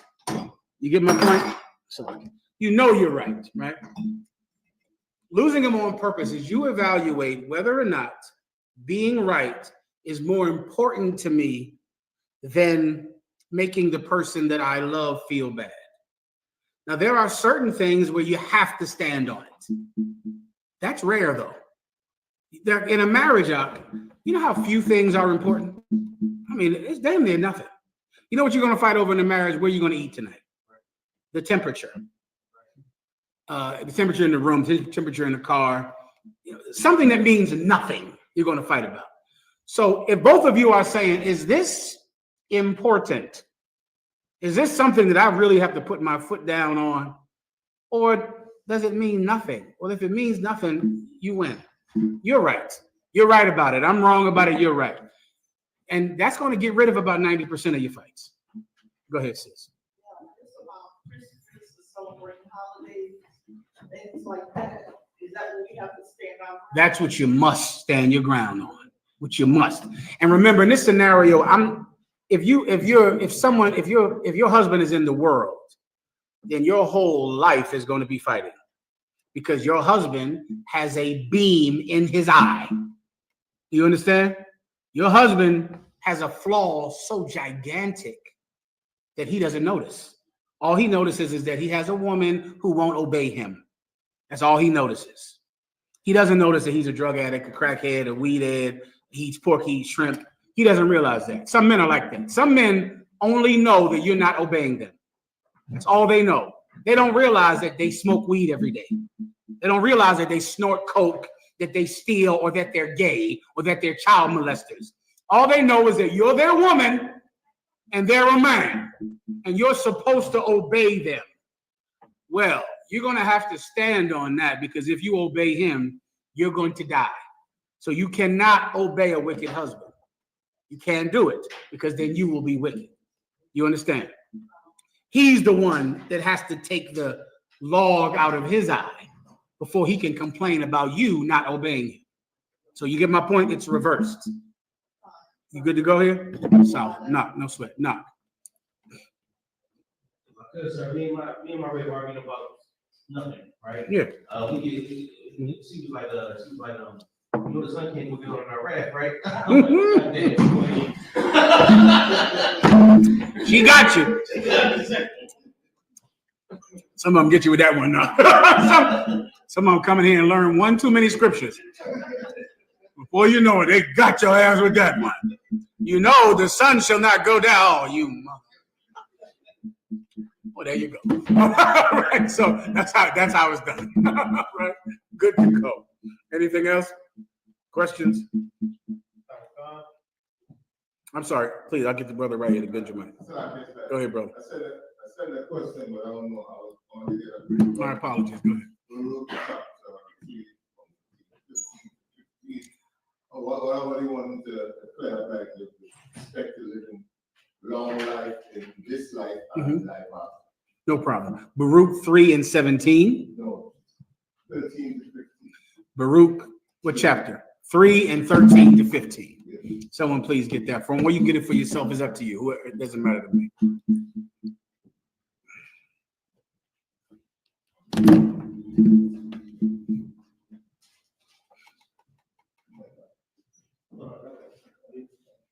This is Baruch chapter 3, verse 13. For if thou hadst walked in the way of God, thou shouldest have dwelled in peace forever. Let me break that down for you. Give me 2 verses above it. Come on. This is Baruch chapter 3, verse 11. Thou that art counted with them that go down in the grave, thou hast forsaken the fountain of wisdom. Stop right there. Thou that art counted with them that go down into the grave, meaning you are just like the people who are dead. That goes straight into the New Testament where Christ and the Old Testament, where Ezekiel said that we were dead, meaning we're physically alive, but spiritually we're dead. That's in Ezekiel, the 38th chapter. Are you familiar with what I'm talking about? Yeah, but we're the dead. We're the dry bones. We're dead. We're counted with the people that go down into the grave. Even though we're alive, our life is death. What is a life that's death? A life of a sinner. A life of someone that disobeys God, that does not keep the commandments of God. So even though we're alive, yet are we dead. That's straight out the New Testament, a quote. You understand? Keep going. So, verse 12. Thou hast forsaken the fountain of wisdom. We have forsaken the fountain of wisdom. A fountain, you know, the fountain is just like a spring. So imagine the spring of wisdom. It's just, the metaphor is that you go into the forest and there's some, you know, mountain spring. It's giving out clean, crystal, beautiful water to drink. We reject it. We don't want to drink from that fountain of wisdom. What's the fountain of wisdom? The Bible. The Bible is the fountain of wisdom. What do we do to the Bible? Reject it. We don't care about it. We don't care about God. We don't ask the Lord who we should have sex with, or what we should eat, or what holidays we should celebrate. We reject the fountain of wisdom that God passed down to us, which is the Bible. Continue. Verse 13. For if thou hadst walked in the way of God, thou shalt have wealth and peace forever. Let me tell you, brother, if our family and our forefathers, starting with Adam, if we would have obeyed God, we would be in the kingdom of heaven, the land of Israel, the land of Goshen. Think about the beautiful lands God has provided for us, even here in this captivity. Even in Egypt, we had Goshen. We had a place out that was ours. Before that, we had the Garden of Eden. We had it, but we couldn't obey God. We wanted to be like the other nations. And so we lost the peaceful existence that would have been provided for us. That's what this is speaking about. Continue. Verse 14. Learn where is wisdom. Read that again. Learn where is wisdom. That's what you better do first, Doc. You better learn where is wisdom. You better go find out where wisdom is. You've done that. This is where wisdom is. Wisdom is in this small sanctuary that God has provided for his saints. It's right here. And now because you're here, you can learn. You can now drink from that spring of knowledge. Continue. Where is strength? All right, I'll see if someone needs my help out there. If they need my help, I'll just pause the class for a second. Do they need my help? All right, continue. Verse 14. Learn where is wisdom. Where is strength? Learn where is wisdom. Where is strength? Learn where it is. You found it. It's right here. And here, we'll teach you to be strong. What does it mean to be strong? The ability to carry something heavy. You understand? The ability to take up a heavy burden, to pick it up. What do you learn outside of the UPK? To be weak, to fold under the pressure. Can you imagine how many people are going to celebrate Christmas for the kids? For the kids. A grown-ass man. So for some 5-year-old, what are you going to do? Let the 5-year-old decide the religion of the family? The child is the decider. The child is the priest. The child is the one that chooses the religion. You sitting there, you know that it's wrong to celebrate Christmas. But this 5-year-old says he wants Christmas. So you do it. Well, what else are you going to do for the 5-year-old? Let him eat candy for every meal? Let him run outside naked? Let him go into a man's car because the man said there's a puppy in there? What other decisions can your baby make? Your baby can't make any decisions except for the religion of the family. That's ridiculous. Your child is a box of candy away from getting in a stranger's car. That's your child. You have enough candy to that kid, they'll get into the car with a stranger. You're asking the child what holiday to celebrate. Maybe you're weak. Maybe that's what's happening. You're weak. In here, you can learn how to be strong.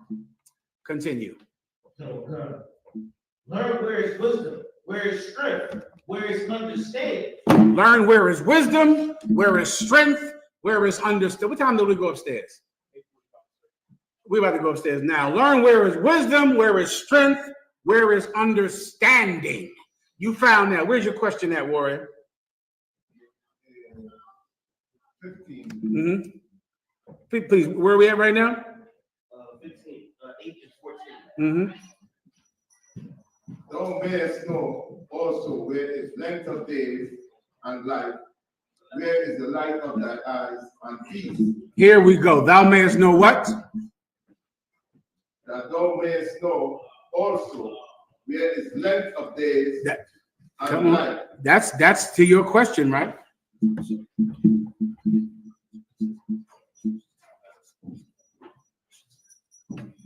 She's being too loud. She's. Go ahead.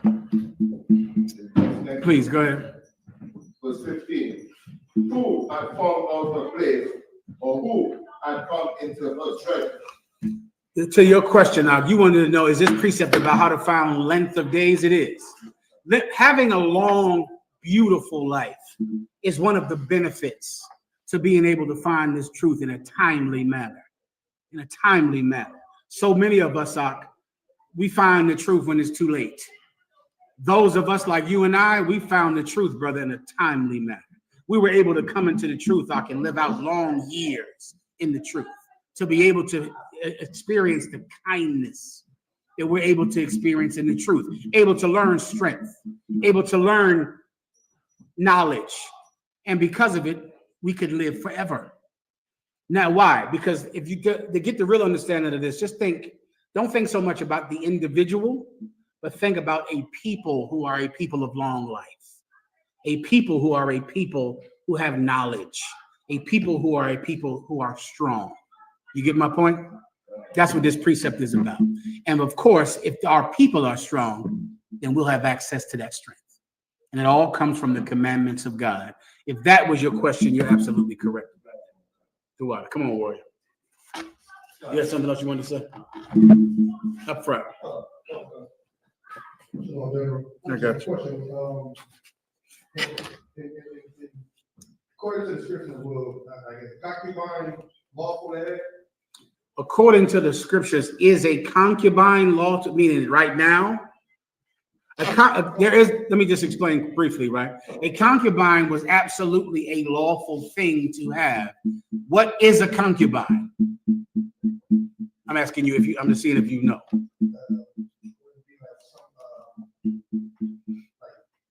Not a wife, it's like a somewhat of a wife, but somebody that you may just have it's like a sexual partner.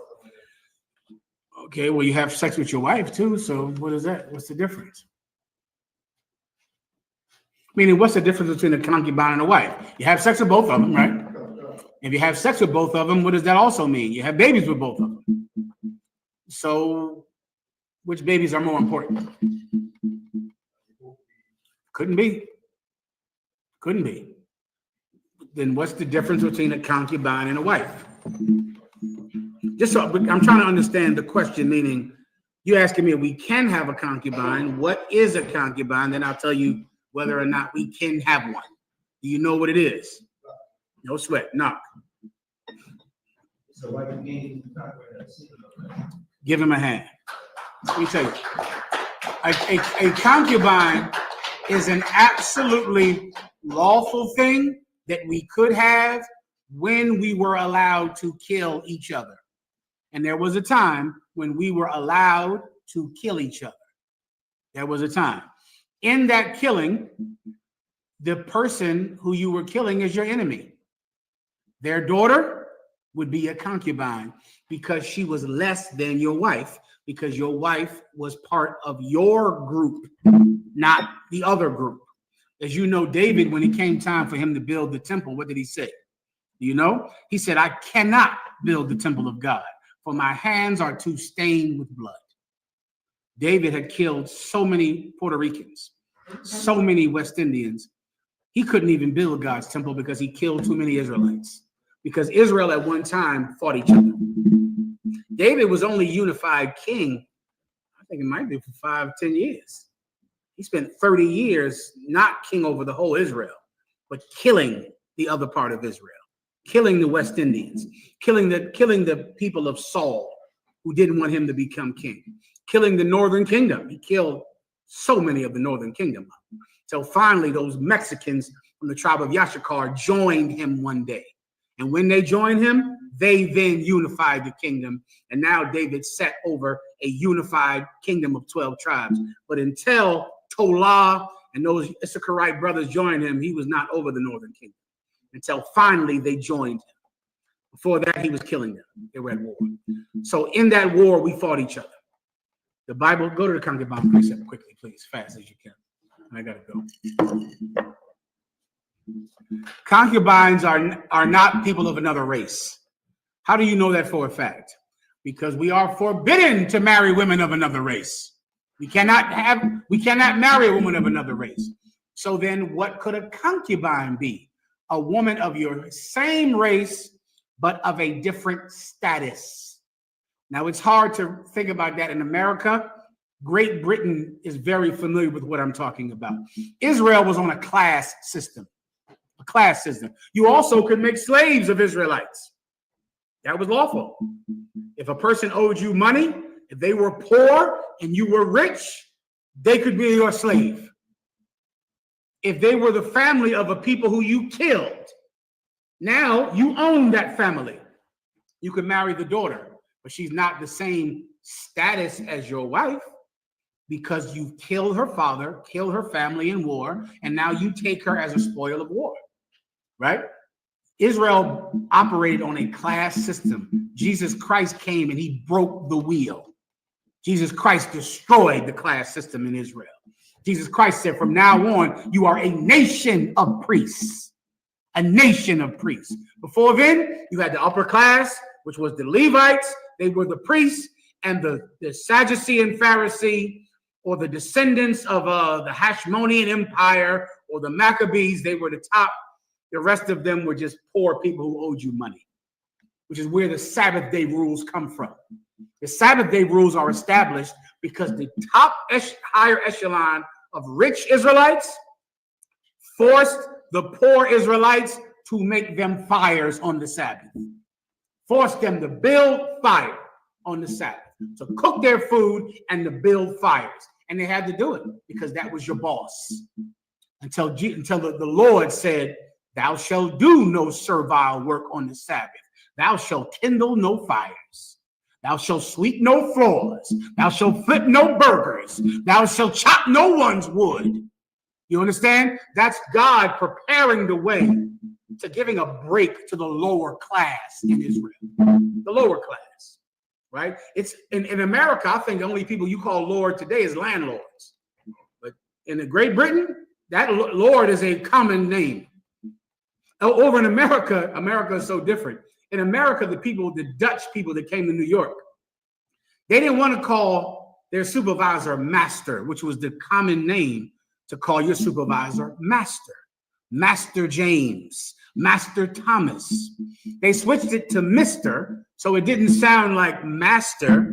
And then they used the Dutch word, which is boss, because they didn't want to call him master, which is where the term boss comes from, because they didn't want to say master. In other countries, you are my master. My master is here, my master is there. In America, because America abolished the caste system or the system of aristocracy, they try to get rid of phrases like that. In Israel, we had an aristocracy. We had a caste system, a social system that oppressed a class of people and put the rich black people above the poor black people, the rich Hispanics above the poor Hispanics. Now read me the concubine law, and I got to get the hell out of here. Go ahead. This is the book of Deuteronomy 21, verse 10. When thou goest forth to war against thine enemies, and the Lord thy God hath delivered them into thy hand, and thou hast taken them captive, verse 11. Now, all you need to know is who are our enemies in the Old Testament. You might want to think about the very law this is referring to when the Benjamites were killed by the rest of the nation of Israel. The Benjamites were slaughtered because they went into homosexuality. You might want to go into the northern and the southern kingdom, who killed each other, who fought each other. Manasseh, who was about to go to war with every one of the nations of Israel, and the nation of Israel that was about to go to war with Manasseh, we fought each other constantly. Our wars were with each other more than they were with anybody else. And you just read the Old Testament to understand that. Keep going. Verse 11. And seest among the captives a beautiful woman. So now you went to war with the enemy. Now you just find me where race comes into this aspect at all. You go to war with your enemy. You fight him among the what? Among the captives. Among the captives. I don't know how someone could be your captive now because you met some white girl online. She can't be your captive, right? Meaning this is, you killed her family and you took the survivors captive. They're your prisoners. You get the point. Keep going. A beautiful woman. She's beautiful. Go ahead. It has a desire. Someone give me the law about having sex with a woman outside your race. In Chronicles and Deuteronomy, unless you already know them. If you know them, you know this can't be talking about them. All right, go ahead. It has a desire unto her. You want this woman. She's among the captives. She's a prisoner of war. Continue. That thou wouldest have her to thy wife. To thy what? To thy wife. Now you notice can't be talking about a white woman because the Bible specifically said, thou shalt not take a wife of these nations. This is telling you to take this wife. If you understood logic out there, you would know this can't be an Israelite, right? Could this be a man? Could this be a transgender man? How do you know that? It said wife. Could the man be your wife? Absolutely, he could. Ask Tyler Perry. A man could be your wife. He can be a woman. Can he? Wait, you tell me right now there are not men that are wives? There are. I know you don't want to face it, but there are men right now who are wives. You don't. I'll put them up there if I got to. On that screen. So let's say I say this is a man who has on a dress and lipstick, and he's a wife. But how do I know for a fact this is not a transgender man who's calling himself a wife? How do I know that? Because of the law against homosexuality. Well, see, you just used logic just now. You know it can't be a man in a wig because there's a law against a man wearing a wig and being a woman. I know this cannot be a white woman, an African woman, because there's a law against marrying white women and African women. You get the point. It's logic. All right? It's context. All right? Continue. Verse 12. Then thou shalt bring her home. So then you bring this woman home who's a prisoner of war. Go ahead. To thine house. To your house. Go ahead. And she shall shave her head. Now here we go. Why is she shaving her head? Just think logic. Why is she shaving her head? She shaves her head. Go ahead. And pare her nails. Paring her nails means she trims her nails. She cuts her nails off. Go ahead. Verse 13. And she shall put the raiment of her captivity. What kind of raiment? And she shall put the raiment of her captivity. And she shall put the raiment of her captivity. Now, just tell me what that looks like. You know what captivity means? What does the clothing of captivity, what does that look like?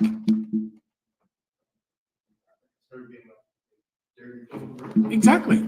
Dirty, ripped. If you got on the clothing of being a prisoner of war, it's not a beautiful dress. It's bloody, dirty, nasty, ripped up clothing.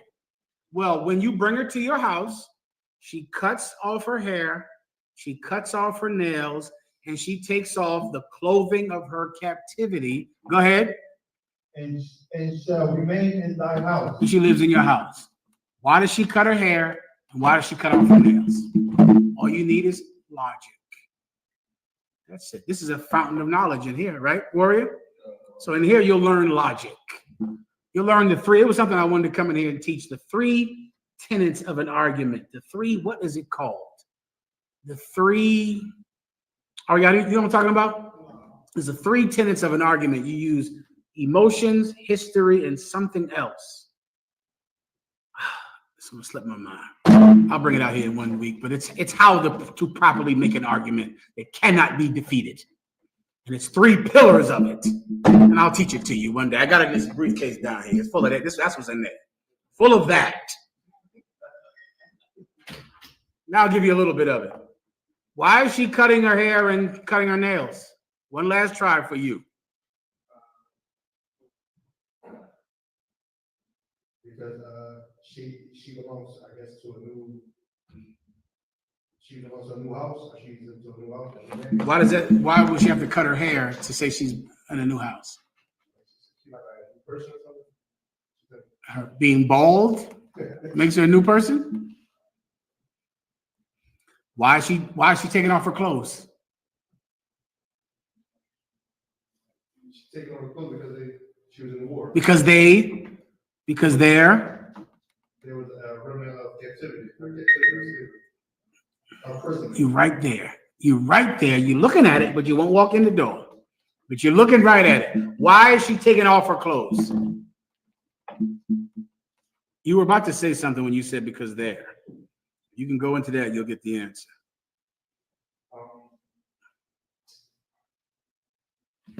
Oh, here you go, Ariana. Ariana said, this is it. Give Ariana a hand. Ethos, pathos, and logos. Correct, Ariana. You know he in law school. He knows something about something. Ethos, pathos, and logos. I'll bring that out one of these weeks. That's what we're doing right now. Why is she, sisters, give him a hand. Let me give her an answer. Why is she taking off her clothes? Sister. Say it again. Say it. Give her the microphone. Why is she cutting off her hair and cutting off her nails? Because they're dirty. Because she's a prisoner of war. She's not cutting her hair to signify subservience. She's cutting her hair. If you were a woman who was a prisoner of war and you were stuck in a cave for months, can you imagine what that hair would be like?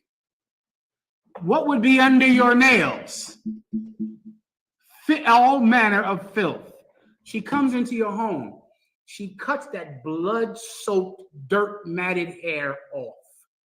She cuts off those nails that are full of blood and dirt and skin. She cuts them off so she can grow new hair, clean, new nails, clean. You're saving her life.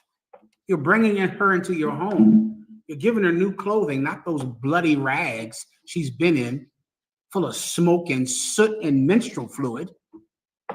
Throw those in the trash. Cut your hair off. It's full of blood and dirt. Cut your nails off. They're full of blood and dirt. Now you bring her into your home. Now she's part of your family. This is a sister. She's a sister, but she lost. She's not rich and powerful like you are. She's from a lower family who now serves your family because her father was not as rich as yours. And this is the system that Israel was under. There's 1,000 precepts I can give you another day that proves this. Jesus Christ broke this wheel. He broke it. Remember, who was he? He was a carpenter in a ghetto. Can any good thing come from Nazareth? They couldn't believe that he could be king because of where he came from. Because now his family, though in the past they were rich and powerful, they lost everything. That's in the book of Isaiah, the 53rd chapter. They lost everything. Now they were poor. But look at them now. You understand. With that, pass the class over to priest officer Mahayaman.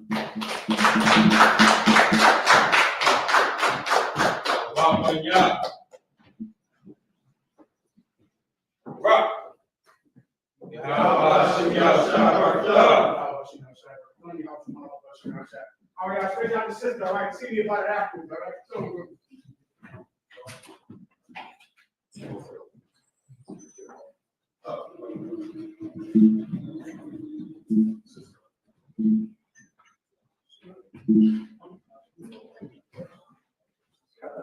this is the ISUB. This is the ISUBK security announcements. We have the ISUBK start out at 1 West, 125th Street, Harlem, New York. Rules for